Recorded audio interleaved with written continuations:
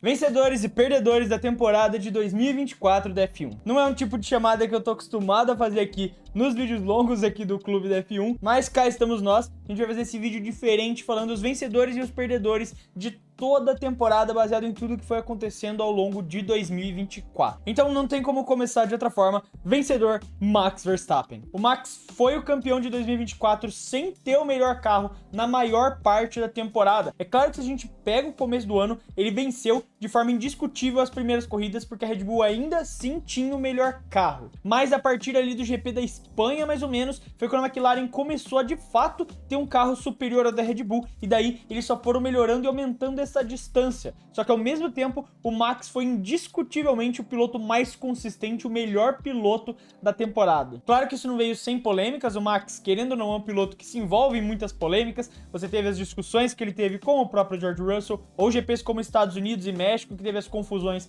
com o Lando Norris, mas não tem como não dizer que o Verstappen não foi o melhor piloto nessa temporada, indiscutivelmente merecido o título, e por isso ele é o vencedor não só aqui do vídeo, mas também do Mundial de 2024. E até fique esperto em relação a isso, porque essa semana vai ser um vídeo falando exatamente desse tema. Quais foram os melhores títulos do Max? Eu vou pegar e avaliar os 4 títulos que ele teve de 2021, 22, 23, 24 e falar um pouco sobre qual foi o melhor e qual foi o pior. Não pior, porque pior parece que foi um título não merecido, mas o menos melhor. Acho que talvez fique certo, apesar de ser uma frase estranha. Agora, se o Max foi um vencedor, por outro lado, a Red Bull foi uma perdedora. Terceiro lugar nos construtores, mesmo tendo o piloto campeão. Isso é algo bizarro que aconteceu só 2 vezes na história. E o único motivo disso ter acontecido foi dinheiro. Quando eles ainda estavam em segundo, perdendo para a McLaren, eu até fiz um vídeo sobre isso aqui no clube, de que eles estavam contentes em terminar a temporada desta forma. Tinham até rumores de um possível acordo com o Carlos Slim, que é o principal cara que banca ali o Sérgio Pérez, de que ele pagaria a diferença dos bônus e a diferença dos construtores que eles teriam que pagar para os funcionários e que eles receberiam da premiação. Só que a Ferrari também reviveu no final da temporada e roubou esse segundo lugar deles, fazendo a Red Bull ficar em terceiro nos construtores. E agora perderam até essa vantagem de dinheiro que teriam, terminando em terceiro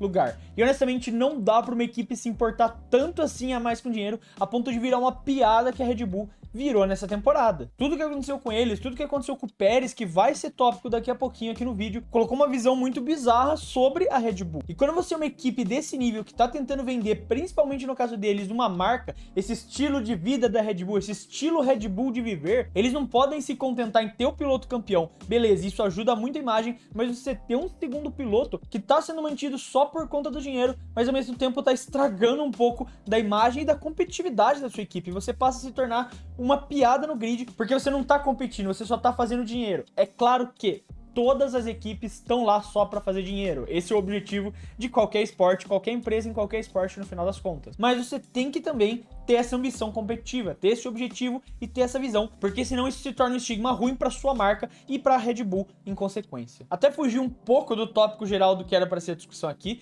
mas a Red Bull teve uma performance muito boa no começo do ano e que decaiu demais, e só por conta da genialidade do Verstappen ele manteve o título de pilotos, mas o de construtores, não tendo um segundo piloto bom e todas as defesas que saíram pro Pérez em relação ao que estava acontecendo esse ano são bizarras. Na minha opinião, se eles não trocarem o Pérez para 2025, vai ser uma das maiores bizarrices que a gente viu nos últimos anos na Fórmula 1. Em contrapartida, um vencedor dessa temporada foi a McLaren. Título de construtores e o melhor carro indiscutível do ano. Eles ainda tiveram alguns problemas ao longo da temporada, tiveram que aprender a se organizar, como a gente viu em algumas corridas no meio do ano, que eles tiveram estratégias terríveis, como o GP do Canadá, e também falhas dos próprios pilotos, como foi o caso do Lando Norris, largando da pole várias vezes e perdendo isso na primeira volta. Então, mesmo tendo o melhor carro, eles precisaram se organizar e precisaram se adaptar, aprender a se portar como uma equipe de ponta. E quando eles conseguiram fazer isso, acabou, ninguém conseguiu chegar perto, apesar dessa ameaça da Ferrari no final da temporada. Ainda assim, a McLaren tinha o melhor carro, tinha a melhor equipe e por isso terminou como campeã de construtoras de forma merecida em 2024. E o próximo perdedor da nossa lista é o Sérgio Pérez. Foi só feio, foi uma temporada bizarra do Pérez que queimou o nome dele na Fórmula 1.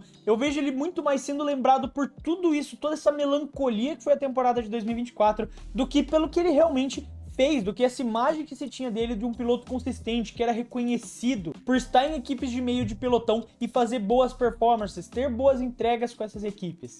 Talvez a vitória dele de Racing Point, por tão incrível como foi, salve o legado dele a longo prazo, mas o que aconteceu em 2024 foi muito feio e ele ainda se defendendo, falando que a culpa não era só dele, sabe, com essa arrogância de não estar reconhecendo o que ele tá fazendo e querendo defender que ele tem que continuar, que essa performance foi só um acaso, terminando com a maior diferença de pontos da história entre um piloto campeão e o seu segundo piloto. Essa temporada foi vergonhosa do Pérez, fazendo inclusive menos pontos que Joe e que o Gasly nas últimas etapas correndo numa Red Bull. Agora, já que eu mencionei essa equipe, não tem como não falar o vencedor Alpine. Que virada de ano absurda da equipe francesa, de verdade. Tem muito do Briatore ali, claro, mas também tem que ser falado do Oliver Oaks, o que ele mudou como chefe de equipe lá dentro e parece finalmente ter encontrado um caminho para gerir essa equipe. O Gasly também como peça dessa engrenagem foi absurdo, acho que dá para colocar esses três nomes mais públicos que realmente fizeram a diferença. Claro, não dá para tirar os méritos dos engenheiros, dos mecânicos, mas que a gente sabe publicamente, Briatore, Oaks e Gasly com certeza foram as peças principais dessa virada de chave da Alpine no final do ano. O Gasly consegue esse recorde absurdo de terminar o ano sem nenhum dano e vem com o nome muito em alta para 2025. Se a Alpine entregar um carro para ele, ele realmente pode ser um piloto que brigue por pódios frequentemente no ano que vem. E com o final dessa temporada, podem realmente ter um começo de 2025 muito forte. Eu só acho que vão penar um pouco nos construtores, diferente de como foi esse ano, por conta da questão do Durham. Eu acho que ele é uma interrogação muito grande, mas é a vida, essa foi a escolha que eles fizeram para a próxima temporada. E também pensando em 2026, já que eles vão ter ótimas opções vindo da academia, como no caso do Paul Aron e o Gabriel Mini. Então talvez o Durham tenha esse ano de teste, e se não for bem, não provar realmente, eles têm bons nomes na academia para subir para 2025, já que parece que o acordo com o Colapinto foi por água abaixo. E a Alpine, futura cliente da Mercedes, outra perdedora de 2024. Foi mais um ano instável das flechas de prata, mesmo já com o James Ellison de volta no controle do projeto do carro.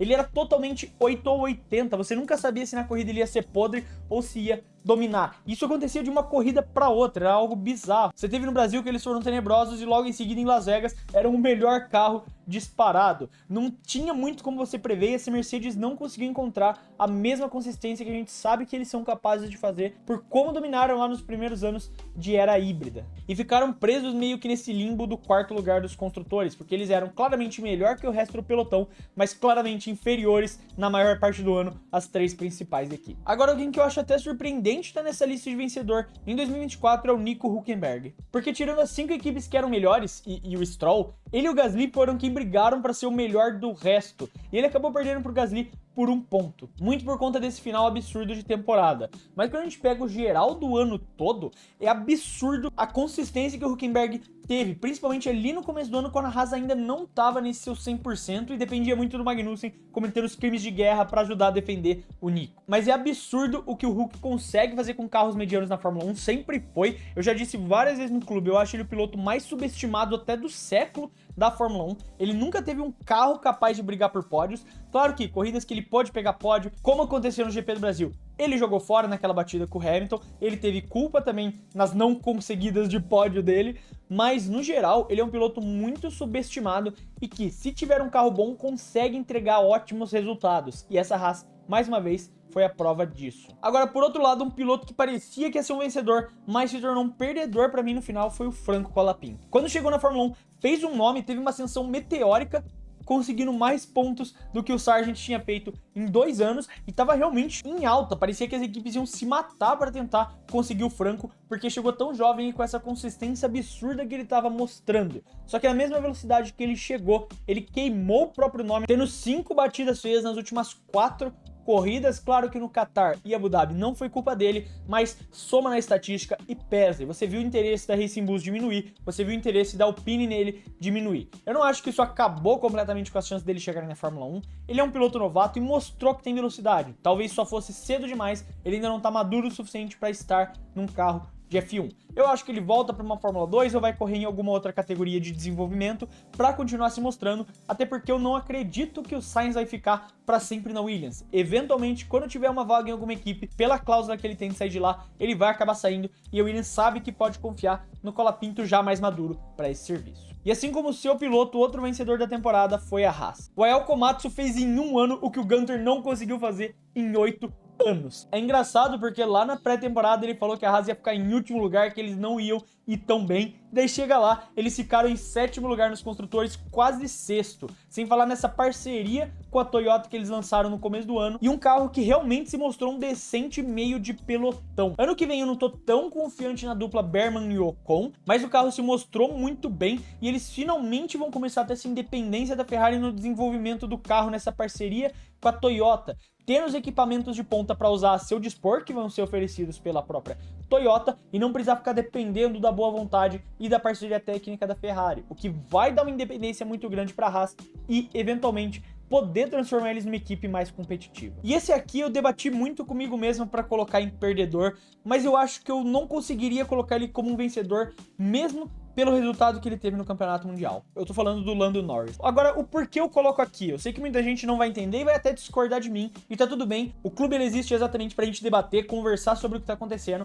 e eu quero ouvir o que vocês têm a dizer aqui nos comentários, se concordam ou não. A ideia é exatamente debater sobre o tema. Ele nem é de fato um perdedor, talvez seja um meio termo, e nessa temporada ele mostrou que pode vencer corridas e tem um ritmo muito grande. O grande problema pra mim é que pilotando o melhor carro do grid na maior parte do ano, ele quase terminou o campeonato em P3, perdendo a posição pro Leclerc. Isso é meio problemático na minha visão quando você pensa no longo prazo. A gente tem que ver nos próximos anos como ele vai se desenvolver, mas pra mim, o Lando Norris mostrou muito mais instabilidade ao mesmo tempo que mostrou a habilidade. Se ele conseguir corrigir essas instabilidades que ele mostrou ao longo do ano, como de não conseguir largar direito na maioria das vezes, como de jogar corridas ganhas fora, eu acredito que ele realmente vai ser campeão mundial. Mas se for o mesmo Norris que a gente viu em 2024, eu não acho que esse Norris pode ser campeão mundial. E agora que eu mencionei o Leclerc, pra mim ele é um vencedor de 2024. O Leclerc, por outro lado, tava tirando leite de pedra com a Ferrari. No GP da Espanha até o GP de Monza, o carro da Ferrari estava completamente instável por conta do porpoising nas curvas de alta velocidade. E mesmo assim,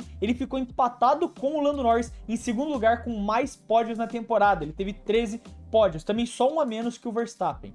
E para você ter feito isso com um carro que na maior parte do ano foi instável, para mim é absurdo. E quando o carro era bom, quando ele podia entregar, o Leclerc sempre estava na frente, sempre estava disputando alguma coisa. E até nas corridas que pareciam que iam ser ruins, como o GP de Abu Dhabi, ele ainda conseguiu puxar um segundo lugar absurdo. No caso, um terceiro lugar, eu falei segundo lugar errado. O próximo perdedor na nossa lista é a Aston Martin. Mesmo que eles tenham contratado o Newey, e isso pode ser um ponto para colocar eles como vencedores, esse ano ainda assim foi terrível e num cenário até parecido com 2023, porque eles começam o ano bem e vão decaindo demais ao longo da temporada. Eles não conseguiram arrumar esses erros de trazer atualizações que façam diferença no carro. Claro que o começo de 24 não foi o mesmo começo de 23, porque 23 eles estavam disputando pódios e aos poucos foram decaindo, mas em 24 eles começaram como um carro que realmente botava os seus dois pilotos brigando pelo top 6 toda a corrida. Só que ao longo do ano, as atualizações, de novo, não faziam efeito e eles foram decaindo, eles foram desaparecendo ao longo do campeonato. E honestamente, se tivesse mais algumas provas, a Alpine ia passar eles. E o próximo vencedor da nossa lista é o Oscar Piastri. Finalmente o Piastri se mostrou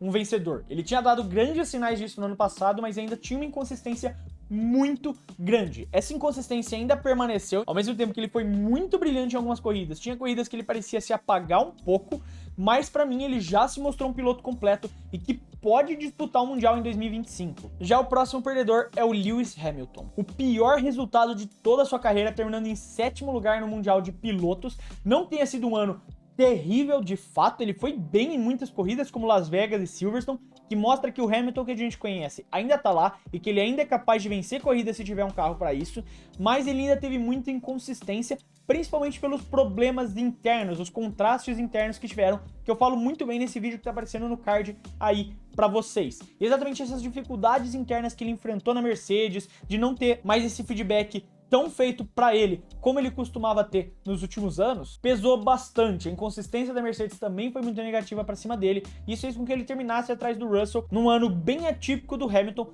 mas que eu tenho plena certeza de que ano que vem, com a Ferrari, se eles continuarem tão bem quanto terminaram esse ano, ele vai voltar a ser o Hamilton que a gente tá acostumado a ver. E a Williams foi bem nessa temporada? No geral, não. Parecia uma temporada promissora da Williams, repetiu o P7 do último ano, mas a Haas e a Alpine deram um enorme salto. E no final do ano, inclusive, pareciam ser piores até mesmo do que a Sauber, só que os bons resultados que conseguiram ali na metade do ano salvaram e deixaram a Williams confortavelmente numa 9ª colocação. Se talvez o Sargent não tivesse ficado tanto tempo, eles tivessem apostado em outro piloto antes, eles poderiam até ter pensado numa posição melhor, baseado no quão bom o carro estava ali na metade do ano e que conseguia disputar pontos com frequência. Não à toa o Albon realmente trouxe bastante pontos. Mas, no geral, a Williams realmente não teve o melhor de seus anos. No final, tava pior do que a Sauber. Parecia que o carro tava... Parecia não, o carro realmente estava todo remendado ali no final do ano para sobreviver. Mas com a chegada do Sainz e os patrocinadores que ele já tá trazendo e essa dupla mais consistente, eu tenho certeza que 2025 vai ser um ano melhor. Não necessariamente em resultados, mas pelo menos em investimento. Já que o Williams falou que pode trocar 2025